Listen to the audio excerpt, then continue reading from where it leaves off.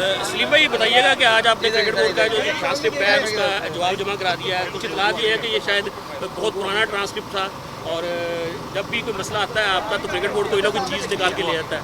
तो अब आपकी तरफ से जिस तरह आपने इसका वसूल किया, ये पहला मौका है, तो क्या कहेंगे इस हवाले से जो आपने जवाब दिया है और मुस्तकबिल के हवाले से क्या कहेंगे? यार मैंने डिटेल जवाब दे दिया है इनको। और मैं एक चीज़ कहना चाहूँगा कि हमेशा आप देखें, ये मेरे मामले में सोए हुआ आईसीसी होता है और वो उठ जाता है मेरी बारी, और उसका मैंने डिटेल जवाब दिया है। और एक चीज़ मैं बता दूं कि यहाँ आईसीसी ने मेरा नहीं ख्याल कि कभी भी मेरे मामले में इनसे पूछा हो, क्योंकि जब कभी भी कोई किसी प्लेयर को कोई सज़ा होती है तो उसके बाद आईसीसी की डोमेन नहीं रहती, वो देखता है कि आप किसी प्लेयर को सज़ा हुई है उसके क्रिकेट बोर्ड ने क्या किया है। तो मेरा ख्याल है मेरा तो 20 साल हो गया और जो इन्होंने स्क्रिप्ट भेजा है वो टोटली मेलाफाइड है और झूठ है। उसकी रीज़न ये है कि आईसीसी को और क्रिकेट बोर्ड को सुप्रीम कोर्ट ने पूछा था कि क्या आपके पास कोई एविडेंस है तो आप पेश करें। अब देखिए, मैं 8 साल केस लड़ता रहा हूँ, जब तो इन्होंने कोई कोर्ट में कोई चीज़ पेश नहीं की। और आज ये जब मैं क्लियर हुआ और मुझे क्रिकेट कोचिंग के लिए कहा गया था, जब आपको याद होगा एजाज भट्ट साहब थे, तो इन्होंने कहा जी आईसीसी नहीं मान रहा, तो फिर इन्होंने कोर्ट में क्यों नहीं पेश किया। मेरा मौक़िफ़ ये है कि ये सब झूठ और बुलंदा है और ये अपने आप को, मेरे बारे में मैं समझता हूँ कि ये टोटल मेरे ख़िलाफ़ कोई लॉबी है। आई होप कि इस वक्त काफ़ी सारे लोग, काफ़ी बोर्ड चेंज हुआ है, काफ़ी नए लोग आ गए हैं, तो मैं उम्मीद करता हूँ कि अच्छा ही होगा इंशाअल्लाह।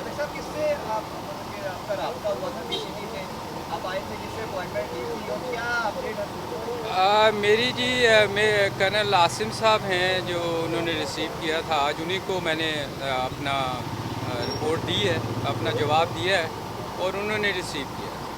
अच्छा, क्या कहना है कि अब आगे क्या होगा, सामने देख के जवाब देखिए मलिक साहब, इन्होंने मुझे कहा था, जो मुझे इन्होंने जवाब के लिए लिखा था कि 15 दिन के अंदर जवाब दें, तो आई होप कि ये मुझे 15 दिन के बाद ये भी जवाब देंगे और आप लोग हैं ना इनको पूछने वाले। अच्छा, भाई हम देखा कि बाजी में जब भी ऐसा मसला हुआ तो आप परसू करते हैं, उसके बाद आप थोड़ा सा रिलैक्स हो जाते हैं, तो क्या इस मरतबा जिस तरह आपके अज़ाइम लग रहे हैं तो लग रहा है कि आप इस मामले को ख़त्म करना चाहते हैं? दूसरा ये बताएं कि आपके इस मामले के बाद बहुत से क्रिकेटर्स दोबारा सामने आए, नाम साहब पता, किसी का नाम लेने की ज़रूरत तो नहीं है, तो आप क्या मैसेज देना चाहेंगे उन क्रिकेटर्स को कि अगर आप वाहिद क्रिकेटर हैं जो केस लड़के अपने आप को क्लियर करवाया, तो अब ये जो कुछ हो रहा है इसके बाद आप पीसीबी को क्या मैसेज देंगे और उन क्रिकेटर्स के लिए क्या मैसेज होगा? किन क्रिकेटर्स जो मुसलसल आप दोबारा से नाम ले रहे हैं कि कोई कहता है कि मेरा नाम लेके सियासत हो रही है, इन 6 क्रिकेटर्स को 35,000 पाउंड जुर्माना दिया गया था उस वक्त।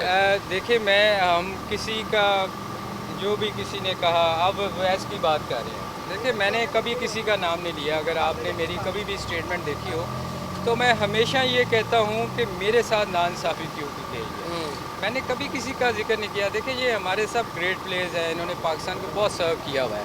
मैंने कभी किसी को तनकीद नहीं की। मैं हमेशा ये कहता हूँ कि सलूक सबके साथ एक जैसा होना चाहिए। अगर बाकियों के साथ आप अच्छा ट्रीट कर रहे हैं, तो मैंने भी पाकिस्तान को बहुत सारी विक्ट्रीज़ दी हुई हैं, मैंने बहुत पाकिस्तान को जीता है। और दूसरा, ये जो जजमेंट की बात करते हैं, जस्टिस की यूम की तो जजमेंट की तो वैल्यू ही कोई नहीं है। अगर आप देखें, वो एक जगह खुद ही टीवी पे आके कहते हैं कि जी मैं कुछ प्लेयर्स को मैंने छोड़ा, तो जजमेंट तो वहीं बाइस्ड हो जाती है।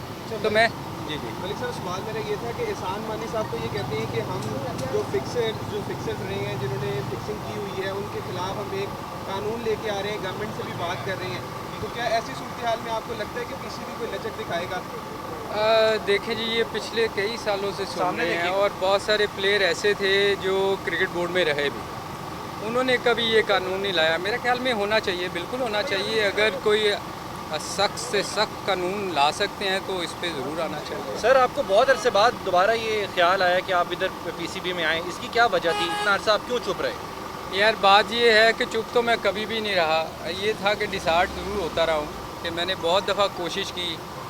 जैसे अब आप लोग आ रहे हैं, उस वक्त मैं जब भी कभी प्रेस कॉन्फ्रेंस करता था तो कोई नहीं, मुझे एक छोटी सी खबर आती थी कि मैंने कुछ कहा है, इसलिए कि टीवी इतना अवेयरनेस नहीं थी। अब मीडिया इतना है, सोशल मीडिया के आप ना भी आएँ तो मैं वायरल करता हूँ, सारी दुनिया में चली जाती है। तो ये एक मेरे लिए एक अच्छा था। और फिर दूसरी बात ये कि मेरे मैं नाना तक हो गया हूँ, मेरी बेटी की अब बची हुई है, तो मुझे अब अच्छा नहीं लगता कि रोज़ टीवी पे कोई आके मेरा नाम ले। और मैंने इसलिए वार्न भी किया था कि अब मेरा नाम ना लिया जाए। अगर कोई लेगा तो फिर वो पाकिस्तान कोर्ट को या तो मानता नहीं, आके कोर्ट में जवाब दे। सर ठीक लास्ट क्वेश्चन है कि जिस तरह आपने कहा कि मैं तनकीद नहीं करता बोर्ड के फैसलों पर और जो एंटी करप्शन यूनिट है उनके फैसले, क्या आप समझते हैं कि जिस तरह आपके साथ ज्यादती हुई है उमर अकमल के साथ? मैंने ये नहीं कहा कि तनकीद नहीं करता, मैं तो हमेशा से तनकीद करता आया हूँ कि मेरे साथ ज्यादती हुई है, ये तनकीद ही होती है। अच्छा, ये उमर अकमल के साथ जो हुई है, इन्होंने 3 साल की सजा सुनाई है, क्या आप समझते हैं कि उसके साथ ज्यादती हुई है कि इसमें जो मोहम्मद इरफान, शरीफ खान वगैरह वापस आ गए, उमर अकमल को सिर्फ और सिर्फ नाम बताने पर, रिपोर्ट करने पर इतनी बड़ी सजा सुनाई गई? ये सज़ा तो बहुत सख्त है जी, इसमें कोई शक नहीं है कि उसने, अब मुझे नहीं पता उसकी बैकग्राउंड क्या है, कि उनके पास क्या उसका एविडेंस है, पर मेरे ख्याल में बहुत सख्त सज़ा है। Thank you.